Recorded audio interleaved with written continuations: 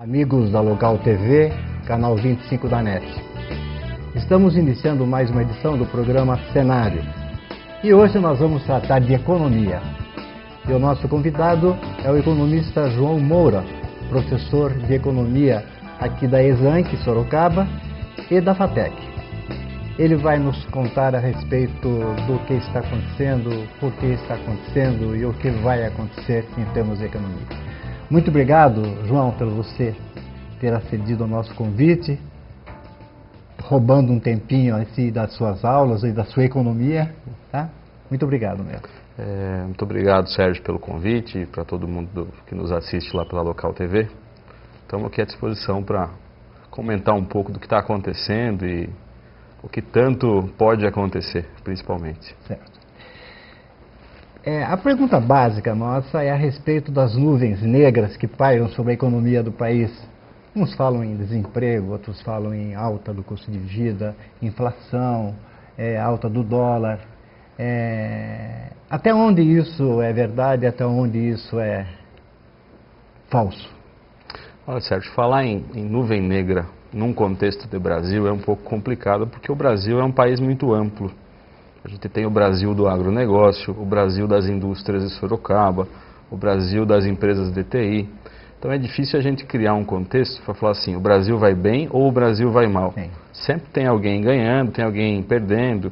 Então é muito importante a gente posicionar quem hoje está sofrendo e tem perspectivas negativas e quem está aproveitando desse cenário, porque também não dá para dizer que são só notícias e contextos ruins que tem pela frente. Exatamente, é isso que o público precisa saber, né? Para onde ele vai se dirigir. Isso, a gente não está às vésperas do fim do mundo, mas também a gente não está às vésperas do paraíso.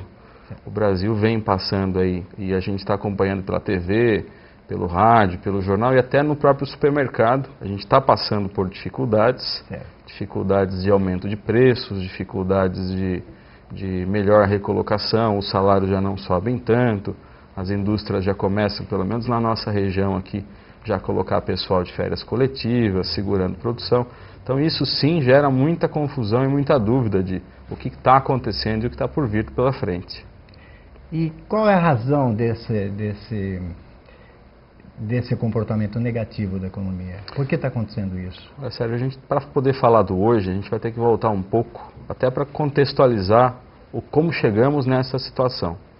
O pessoal de casa deve estar lembrado que nós saímos de 2008, 2009 de uma crise, que foi o começo da tal da crise mundial, final do governo Lula, aquela discussão de é uma marolinha, Mas aí quem viveu em Sorocaba, viveu em 2009 um período difícil, as indústrias demitindo, a economia local desacelerando, o comércio fraco. E se você for puxar pela memória, o que o governo fez, governo federal, vamos contextualizar, fez para retomar o crescimento e a economia brasileira. De 2010 para cá, a aposta do governo foi em medidas de estímulo a consumo. Então quem está em casa vai lembrar, nós tivemos redução de IPI para carro, nós tivemos redução de juros, expansão de crédito, eletrodomésticos, parece que... Eletrodomésticos com IPI reduzido, Minha Casa Minha Vida, uma série de oportunidades que quem pôde aproveitar, quem se enquadrava nesses perfis, foi para o mercado e consumiu. Então, se a gente for voltar de 4 anos para cá, as pessoas, na grande maioria, estão de carro novo, estão de casa nova, conseguiram comprar eletrodomésticos, geladeira, fogão. Só que ao longo destes últimos 4 anos, a política econômica brasileira foi voltada para estímulo a consumo.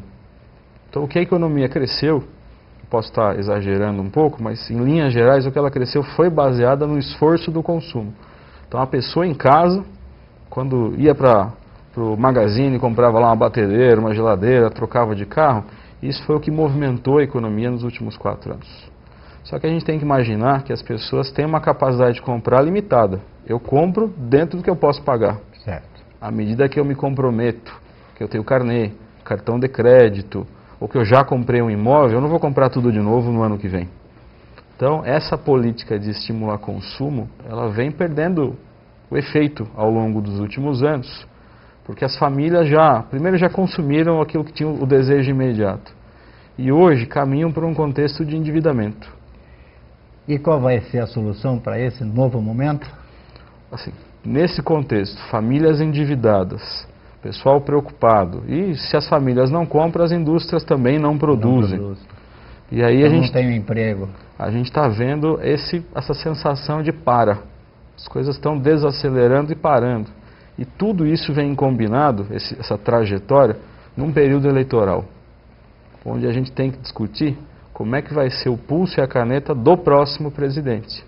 Do próximo, porque nesse momento a mão do presidente fica engessada, né, de tomar medidas desagradáveis por causa da questão eleitoral. Ela vai, lógico, que não vai fazer nada que gere dissabor, desagrado. Não vai aumentar a gasolina, não vai aumentar a energia, né? Sim. Porque é um problema antipolítico. Então, o mercado hoje, na verdade, ele espera esse resultado agora de outubro e novembro, para poder ter uma ideia de como é que vai ser o mundo, a atividade, os estímulos da economia para o ano que vem. E nós, cidadãos comuns, como é que ficamos diante desse quadro aí? Vamos guardar dinheiro, vamos gastar bastante, vamos poupar, vamos comprar? Como é que fica a situação nossa? Qual a recomendação que você daria? De tudo que está acontecendo, Sérgio, eu acho que muitas informações, juros, crédito, câmbio, mas na vida prática, na vida real, nós sentimos tudo isso por dois lados. Primeiro é a alta de preço. Nós somos muito sensíveis porque está todo mundo hoje tendo o seu orçamento limitado, a renda não cresce mais tanto, eu não tenho mais tantas promoções de salário. Então, dentro do que eu tenho disponível para gastar, eu sinto essa mudança da economia quando eu vou ao supermercado. Preços mais altos, alimentação, e a gente sabe que está reservado aí para o próximo momento aumentos de energia elétrica, de gasolina, itens que vão pesar e vão tirar a capacidade nossa de... Pesa em tudo, né? Energia, gasolina, energia, pesa em toda a produção. E em todos os produtos, porque tudo que está no supermercado é entregue por um caminhão que usa diesel. Então nós vamos ter que passar de novo por uma segunda onda de elevação de preço. Na outra ponta, que eu entendo que as pessoas são mais sensíveis, além do preço, é o emprego. Nós vivemos nos últimos anos uma facilidade maior de recolocação, principalmente no contexto de Sorocaba. Vamos falar sobre emprego no próximo bloco? No próximo bloco. Vamos parar um pouquinho e voltaremos logo em seguida. Aguardem. A Total Mix é referência em concreto na nossa região. Resultado de investimentos e capacitação em profissionais especializados para garantir a melhor qualidade dos seus serviços, a fim de proporcionar aos clientes satisfação com cumprimento rigoroso de prazo, sempre oferecendo produtos de baixo custo e altíssima qualidade. Conheça agora os produtos oferecidos pela Total Mix. Concreto comum, utilizado em obras prediais, obras industriais e estruturas pré-moldadas. Concreto de alto desempenho para obras prediais, obras marítimas e construções pesadas. Concreto colorido para pisos, fachadas e muretas. Concreto impermeável, ideal para reservatórios, barragens e piscinas. Concreto poroso para enchimentos de lajes. Além de concretos para pavimentações com adições de fibra, além de autodensável. Para conhecer mais sobre os produtos da Total Mix e suas vantagens, acesse www.totalmix.com.br. Total Mix, concreto na medida certa para sua obra. Rua Anália Pereira, 1399. Contato 15 3242 7888. Estamos de volta ao programa Cenário, ouvindo hoje o economista João Moura. Está falando sobre a situação que nós estamos vivendo. Professor, nós estávamos falando do emprego. Dentro das perspectivas assim negativas, ou possivelmente negativas, está o desemprego. No contexto local, a gente pode separar Brasil de Sorocaba. Sorocaba teve nos últimos anos uma pujança, um crescimento, um dinamismo fora da curva brasileira. Sorocaba veio de uma indústria aquecida que estava lá, o Parque Industrial de Sorocaba. Muitas indústrias atendem ao setor de automóveis, autopeças. Em paralelo a isso, nós tínhamos aquele boom da construção dos shoppings, dos novos bairros. Isso demandou muita mão de obra na construção civil, muita mão de obra nova para o setor de serviços, o comerciante compondo suas equipes, os shoppings, as empresas de segurança. Supermercado, restaurante. E imagina que cada empresa dessas são 300, 400 vagas que ele chama do mercado. Então nós vivemos aí nos últimos meses um momento bom para o emprego. Só que a gente tem que acreditar que esse grande movimento ele tende a diminuir, né? Os shoppings já estão construídos, os mercados já estão edificados. Então a gente vai passar agora, no primeiro semestre de 2015, por um movimento de contratação menor do que a gente viu no passado. Então, do ponto de vista individual, a manutenção do próprio emprego são cuidados que a pessoa tem que tomar. Aquela aventura de vou pedir as contas, passo alguns meses de seguro-desemprego e daqui a 2, 3 meses volto num emprego melhor. Muitas famílias viveram isso. A rotatividade agora está perigosa. Agora ela não é um bom momento para se fazer isso. Certo, certo. E o dinheiro? O dinheiro. Muito cuidado? Muito cuidado. Muito cuidado porque o próximo presidente ele vai ter uma queda de braço econômica. Seja qual for. Seja qual for. Hoje o dilema é fazer esta economia crescer ou controlar a inflação. Os caminhos são, se for optado por controlar a inflação, as empresas vão ter que produzir menos, nós vamos ter que viver aí com mais impostos, juros mais altos. E isso acaba sendo ruim para quem toma crédito, mas uma oportunidade para aquele que conseguiu, ao longo dos anos, fazer uma poupança. E agora é um bom momento de rever suas aplicações, seu dinheiro guardado, e aproveitar essa possível alta de juros. Por outro lado, se o governo que entrar optar por a escolha de fazer esse país crescer, nós vamos ter que sobreviver com índices de inflação mais altos. Os preços vão continuar subindo. Então essa é a grande incerteza para o ano que vem. Então a melhor receita é esperar esses próximos 3, 4 meses, que as coisas deverão acontecer, de qualquer forma elas deverão acontecer. Do lado bom, do lado mau, elas vão acontecer uns 4, 5 meses, né, próximos. Sérgio, assim, só para a gente não criar um cenário de pânico, eu acho que a vida cotidiana, teu supermercado, a escola dos teus filhos, o teu passeio de final de semana, isso ninguém deve evitar de fazer. Nós não estamos à véspera de uma crise. Passei até ali só, não até a Europa, até os Estados Unidos. Essas decisões assim que envolvem um planejamento financeiro maior, para trocar de imóvel, trocar de casa. Carro bom. Se o teu carro é bom, segura um pouco mais para trocar. Porque talvez esse não seja o melhor momento. Esse que eu digo agora, de hoje até o final desse ciclo de eleições. Que é até o final do ano, na verdade, né? Que acaba sendo, porque tem segundo turno, né? Até a entrada do novo presidente, até a gente entender o que vai de fato acontecer. É verdade. Então, maneirar o emprego, cuidar direitinho dele. Mantenha bem, cuide bem. Aplicar bem o dinheiro, que seja pouco, mas seja bem aplicado.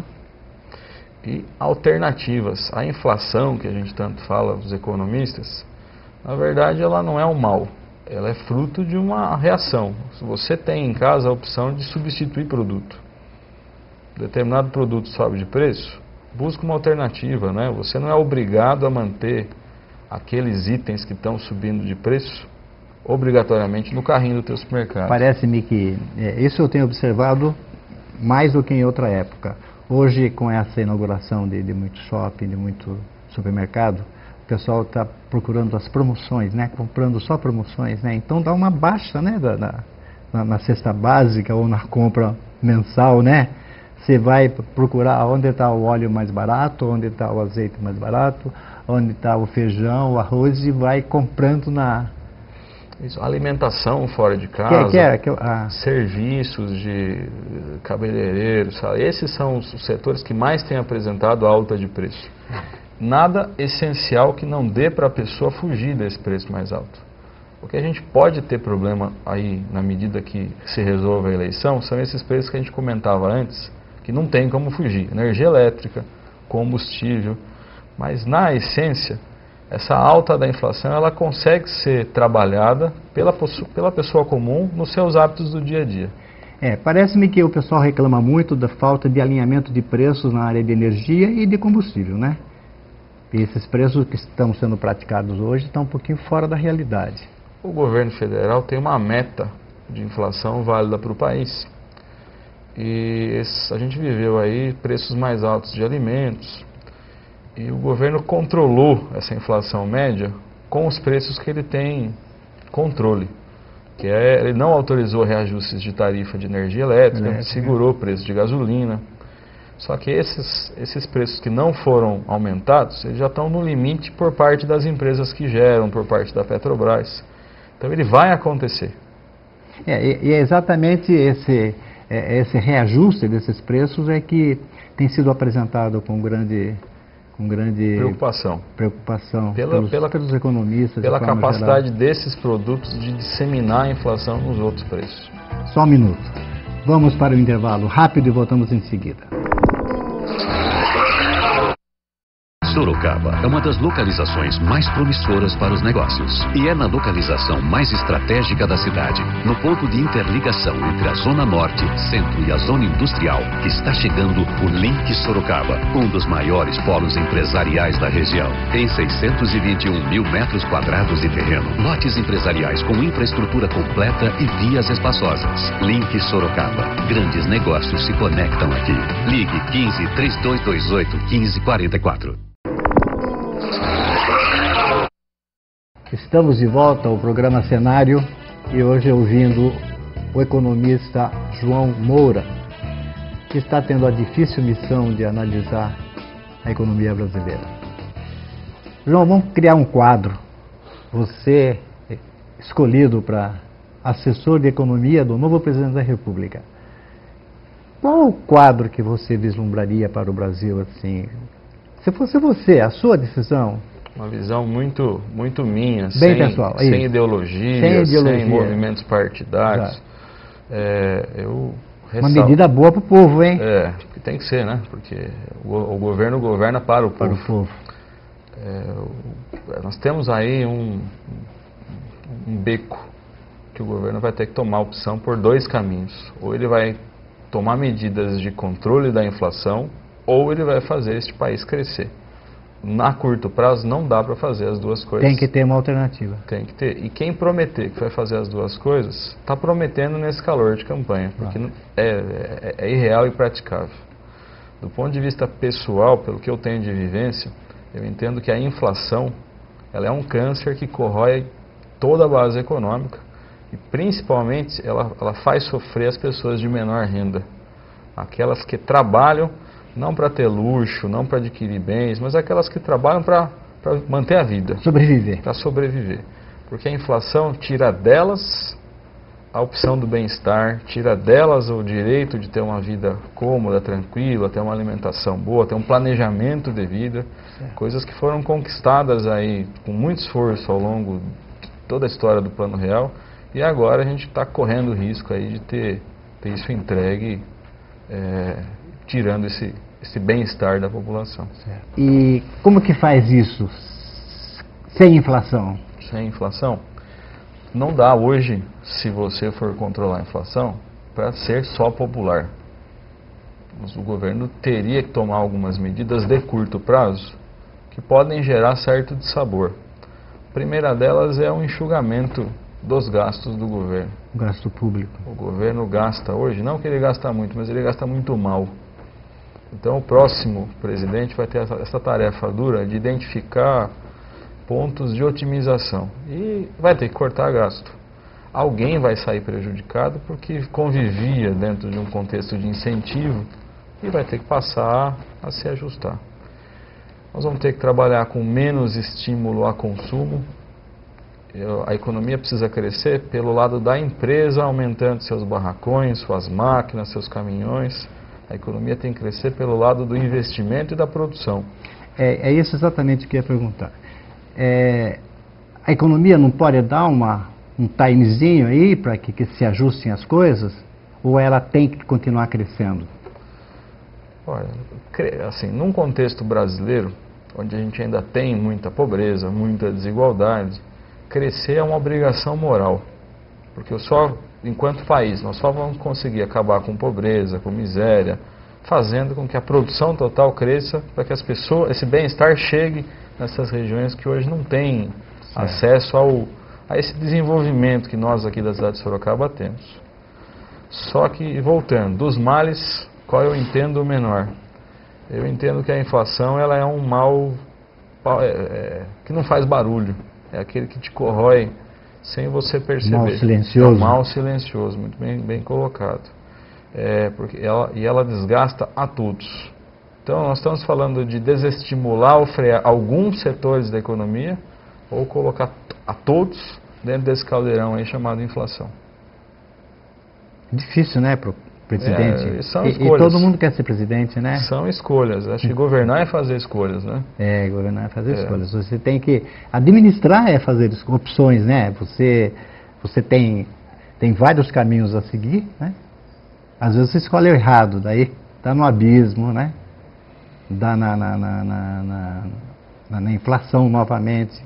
Parece-me que quando entrou o Plano Real, ele entrou no período de alta inflação. Nós estávamos já com 3 dígitos de inflação. Nós tínhamos um período de a caderneta de poupança rendendo 50% ao mês. Todo mundo vendendo e botando dinheiro na poupança. O dinheiro mexia de um lado para o outro sem sentido real, né? Os preços subiam porque subiam. E naquele momento lá do passado, precisou ser feito um ajuste. Quem viveu 94, 95, passou por momentos onde a indústria teve que abrir mão de alguns empregos, passou por um endurecimento de impostos, de juros. Mas aquilo foi um efeito colateral de um bem maior, que foi o controle da inflação.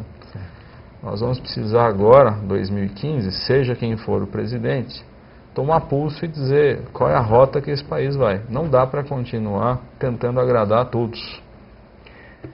Vamos falar de Sorocaba. Sorocaba, você acabou de falar aí, que teve um momento assim de euforia econômica. Nós tivemos na área imobiliária principalmente, né? Um boom assim fantástico.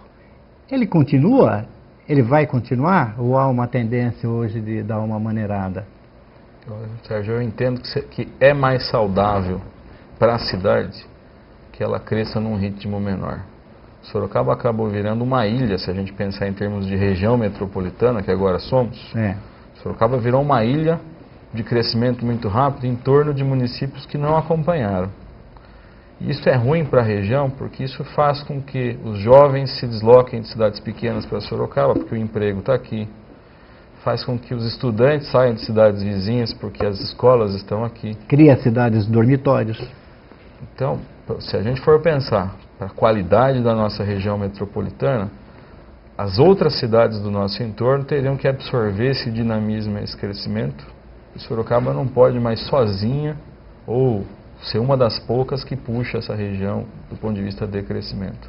Eu não sei até onde é científico, mas eu tenho ouvido muito que os municípios, eles têm uma dificuldade muito grande de passar do patamar de 700 mil habitantes. Que existem várias histórias no Brasil de municípios, quando chegaram nessa fase, eles perderam qualidade de vida, perderam o controle do desenvolvimento. Você acredita no... Eu acredito que gerir uma cidade menor é ter um contato mais próximo com a população, é entender quem é o seu cidadão, entender as demandas. E uma cidade, à medida que ela fica grande, os interesses, as demandas são divergentes. E você acaba, nesse ato do prefeito fazer escolhas, ele escolhe um público em detrimento de outros. Então a cidade, eu entendo que ela é mais fácil de ser gerida para públicos menores e mais homogêneos. Você vê isso no caso de Sorocaba, né? Nós tivemos aí um desenvolvimento muito grande na área imobiliária, tivemos um desenvolvimento muito grande na área comercial, né?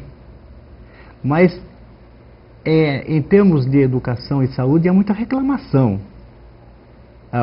O deslocamento dos recursos públicos para essas áreas ainda não aconteceu. Ou ainda é recente o resultado econômico de todo esse crescimento, não chegou ainda nos cofres municipais? Não, Sérgio, eu penso por um outro aspecto. Sorocaba cresceu e agora ela precisa se reorganizar. Se a gente for tirar um mapa, uma foto aérea de Sorocaba, a região central de Sorocaba ela é dotada de escolas, de hospitais, de terminal de ônibus, o comércio era forte no centro e as pessoas moravam no entorno do centro. Com esse crescimento rápido de Sorocaba, os novos bairros estão se expandindo cada vez mais nas regiões limítrofes da cidade. Certo. E um bairro novo aberto na fronteira de Sorocaba, A prefeitura vai ter que passar por um esforço de levar para lá a escola, levar para lá o hospital, levar para lá um posto de saúde. Ou é isso, ou é fazer com que a população passe o dia dentro de um ônibus, andando de um lado ao outro da cidade. Então esse repensar Sorocaba, do ponto de vista até de ocupação de espaço. O que você está dizendo? Então nós temos faltando escola lá na ponta da Zona Norte, mas o grupo escolar aqui do centro está vazio porque não tem mais criança no centro. O centro envelheceu. Envelheceu. As escolas estão lá, estruturas boas, montadas, mas o público que frequenta, que tem essa necessidade, não está mais no centro. Não está mais porque o centro não é mais residencial, Isso. né? Então as escolas podem notar que as escolas antigas, tradicionais do centro já não são mais escolas. Padilha hoje não é mais escola, metade é repartição pública. Porto Seguro, Visconde Porto Seguro, está metade funcionando. Não tem clientela. Ou ele vende ônibus lá da Vila Barão. Passa metade do dia dele dentro do ônibus. Exatamente. Professor João, muito obrigado. Sérgio, eu agradeço a oportunidade de estar aqui dividindo um pouco do que a gente tanto se preocupa com o pessoal de casa. Muito obrigado. E assim nós encerramos mais um programa Cenário. Muito obrigado pela audiência e até a próxima semana.